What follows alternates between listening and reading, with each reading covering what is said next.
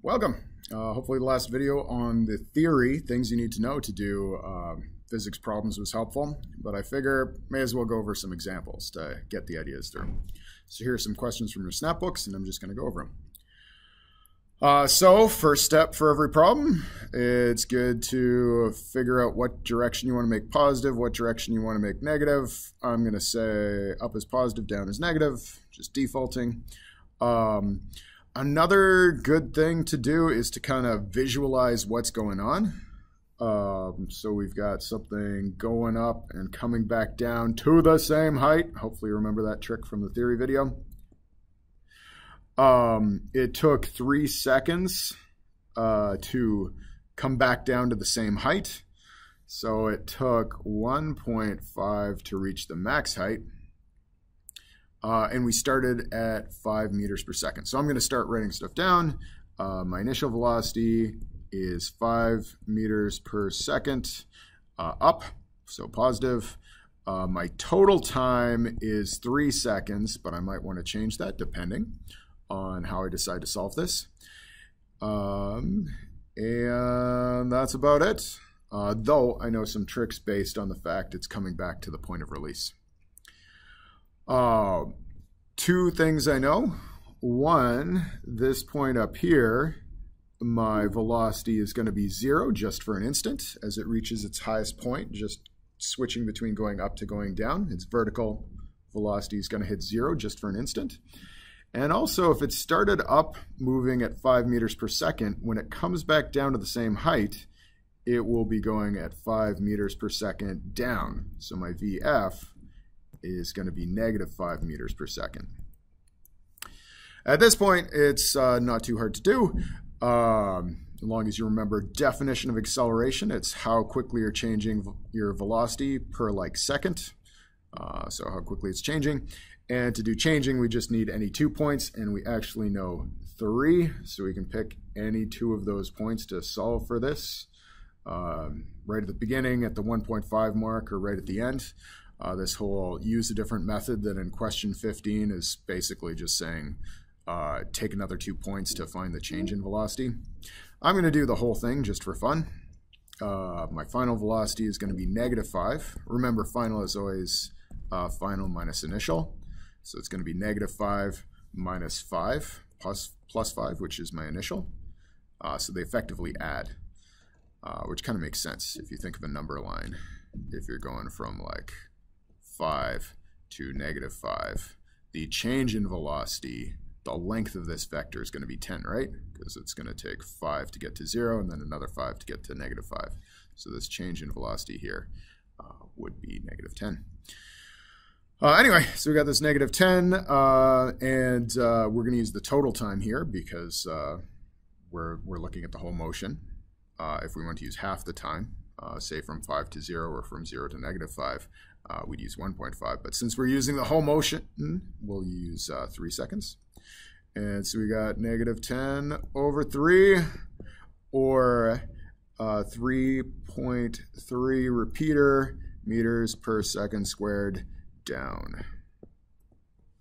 And that's how you do that sucker. Lots of great ideas here with the whole throwing something up and having it come back down to the same height.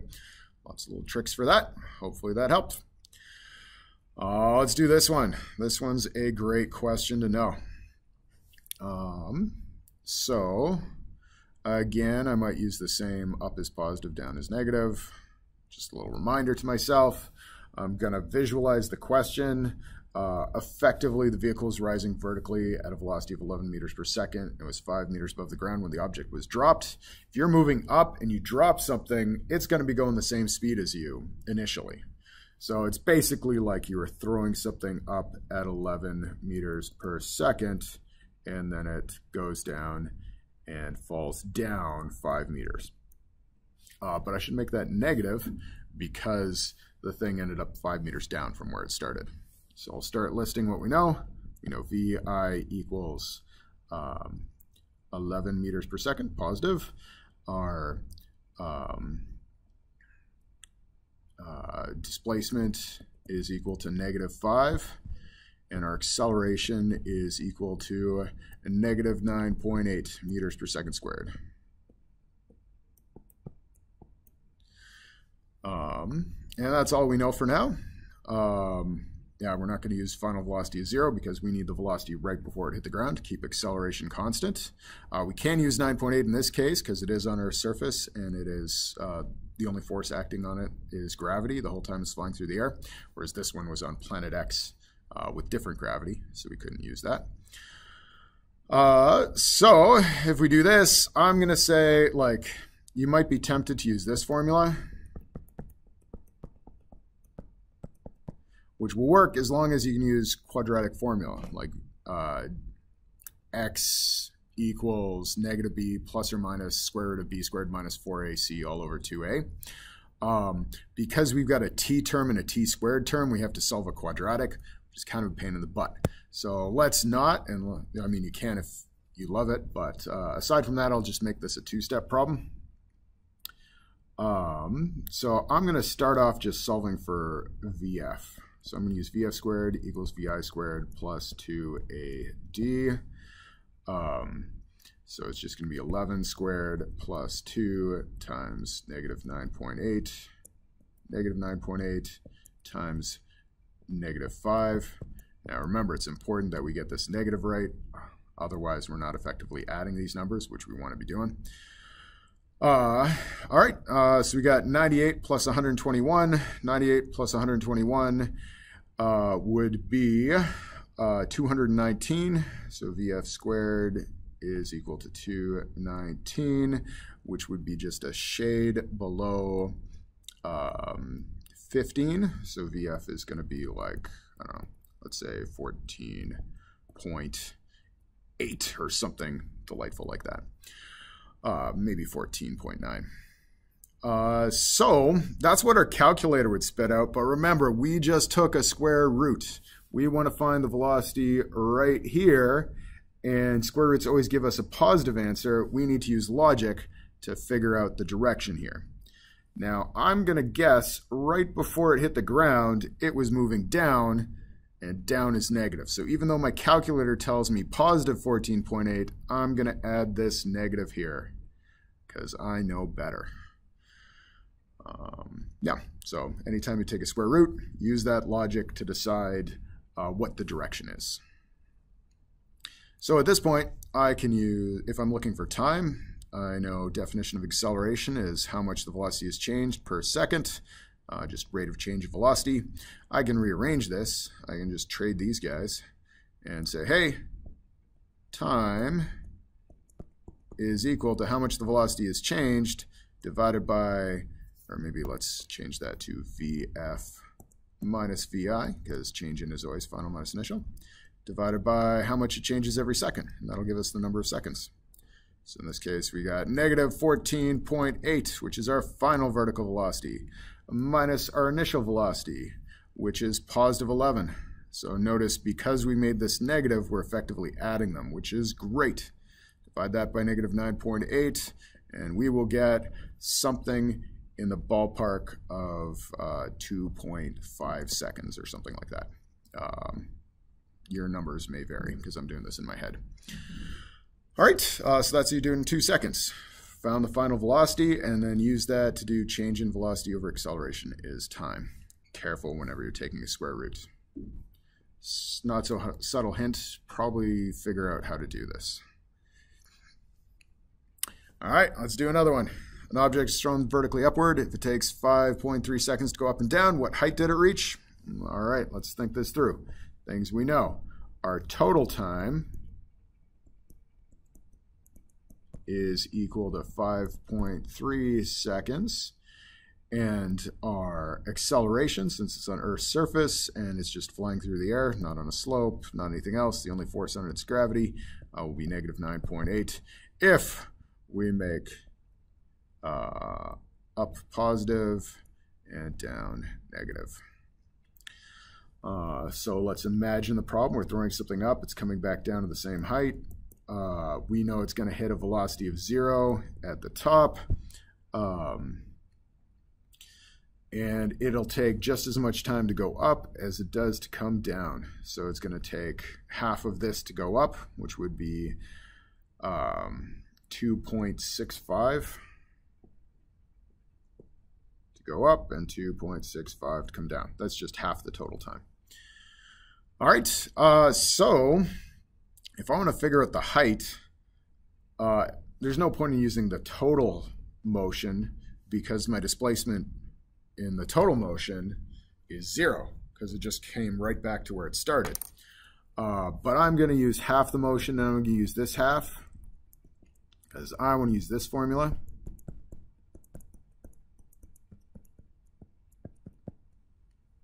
And if I'm just looking at this half, right at the beginning of this part, my velocity is 0. So that makes my initial 0 if I'm just looking at this part. And I can just say, hey, my displacement, or height, is equal to 1/2 times negative 9.8 times 2.65 squared. Pardon me. All right. Anyway, whatever that equals is going to be your final answer. It will be negative, though, which is not a problem. You might be like, it's asking what height did it reach? You'll get a negative number because you calculated this by figuring out what the displacement is in this section. And in this section of motion, the object went down. So you're going to get some negative number because the object went down in this motion. But when it asks for what height did it reach, it'll be the same number, but positive. It just ended up negative because we were looking at this part and the object went down in that part, but the height is the same as how much it went down. All right, let's do another guy. The object is dropped from a height of 25 meters above the ground. What's the average velocity of the object as it falls to the ground? Well, it's dropped, so anytime it's dropped, assuming it wasn't moving, dropped from something that was moving, that means your initial velocity is 0. So VI is equal to 0. I can find the average velocity really easy if I can find the final velocity because it'll just be the middle number between initial and final. So where am I find final velocity? I don't know time and I don't want to know time, so I'm just going to use this guy. VF squared equals VI squared plus 2AD. I know A is equal to hold on, forget this negative for a sec. I'm going to change things up because everything will be down in this case. There will be no up. So I'm going to make down positive and up negative so I don't need to mess with a bunch of negative signs. Acceleration is 9.8 because I made down positive. My displacement is down. I'll make that positive. And I just plug it in and I find the final velocity. So I have 0 squared plus 2 times 9.8 times 25, which will equal roughly square root of 500, which, I don't know, is like 22-ish. I'm going to say VF is 22. In that ballpark. This is not the exact number. This is just a ballpark. I am taking a square root, so I'm going to pick what direction it should be. I'm pretty sure it was moving down right before it hit the ground, and I've made down positive, so I'm going to keep it as positive. And then my average is just equal to my initial plus final over 2. It's just the middle number between the two numbers. What's the middle between 0 and 22? That would be 11 meters per second, or thereabouts. Keep in mind, I'm doing this in my head, rounding a bunch and guessing at square roots. So your answer may vary. All right, so let's do this one. Object thrown upwards from the ground with initial velocity of 14 meters per second. When it reaches its maximum displacement, we want to find its displacement from the ground and its time of travel. I might just find the time of travel first, because that's probably easier, and then that would make finding displacement easier. So I'm going to do B first. You could do A first with just VF squared equals VI squared plus 2AD, but I don't want to. So I'm going to find the time first, because then I can just figure out, hey, time of travel is just change in velocity over acceleration, like how much the velocity changed divided by how much it changes every second. So it changed by, well, let's look at this here. So it's going from the ground to the highest point. At its highest point, my initial velocity, or my velocity, forget initial velocity, my velocity is 0, right at the highest point. So my velocity changed by, I guess I'll make up positive and down negative, even though that'll be slightly annoying. So my final velocity is 0 minus my initial velocity, which is 14. And if I divide that by negative 9.8, I will end up with a positive number, negative divided by negative, of about I'll say 1.5. It's like about that. Maybe more 1.4, but for my purposes, I'll make it 1.5 because that'll make this easier. So we found that one just using this guy. If we want to find the displacement from the ground, we can just use the average velocity. Average velocity, if it's going from 14 up to 0, what's the middle number between 14 and 0? Our average velocity is just 0 plus 14 over 2, VI plus VF over 2, which is going to be 7 meters per second on average, and it went for about 1.5 seconds. I made it 1.5 to make the numbers easier. So at this point, we've got displacement is always equal to how far you're going on average per second times the number of seconds. So it'd be like 7 times 1.5, so like 10.5 meters. And that's that. Keep in mind, there's more than one way to do these questions. So if you did it a different way, that is not bad. If you're off by like a little bit, some 1 part in 100 or something like that, that's fine. Don't worry about it. Yeah, so you don't have to solve things the way I did, as long as you're getting roughly the right answer. Last question I'm going to go over. Objects rolled up an incline. If the object is 2.5 meters up the incline after 4.5 seconds and rolling back down at a velocity of 1.9 meters per second, what's the acceleration of the object? So let's write down what we know. We cannot use 9.8 because this is a slope. Yeah, it's an incline. I'll make up positive, down negative. We know displacement. It is 2.75. So here's kind of the situation. Like it's rolled up the slope, stopped for a second, started coming back, but it hasn't come back the whole way. So at this point, it's like 2.75 meters up the slope, and it's coming back down, but more slowly than it started out. So that's kind of our situation. So we're that far up the slope. It is on its way back down with a final velocity of negative 1.9 meters per second. And it has taken 4.5 seconds for us to end up this way. So let's see what we can figure out here. I might just find average velocity. There's multiple ways to solve this. I'll give you a hint. The cheesiest way to do it is if you happen to know this formula. You can just plug her in and solve for A. I'll do a slightly multiple step method just for fun. So I'm going to find the average velocity, which is always displacement over time. So that would be 2.75 divided by 4.5. 2.75 divided by 4.5 is, I don't know, let's say 0. I'm going to say it's 0.6 just for fun. This number is probably not correct, so you're going to have to adjust.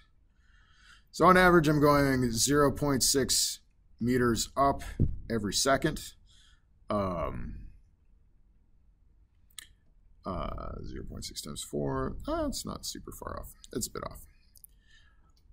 So if that's true, if I want to find the acceleration, I only need 2 points to figure out an acceleration.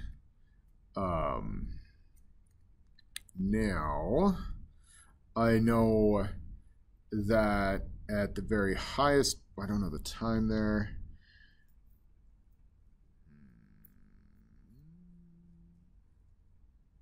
I know at the middle time I was going this speed.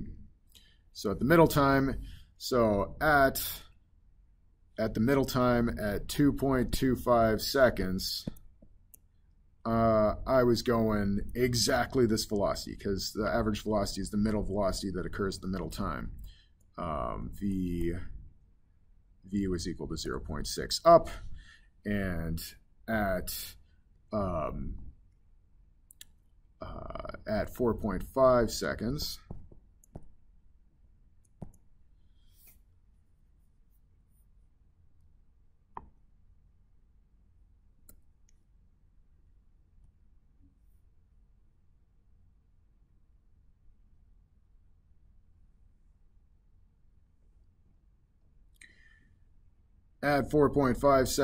the velocity was equal to negative 1.9 meters per second. So if I want to find the acceleration, that's kind of just equal to my change in velocity over my change in time. So it's kind of like a graph. I want to find the slope. My slope's kind of like this. I just need 2 points on that slope to find the slope. I just need 2 points if this is a velocity time graph.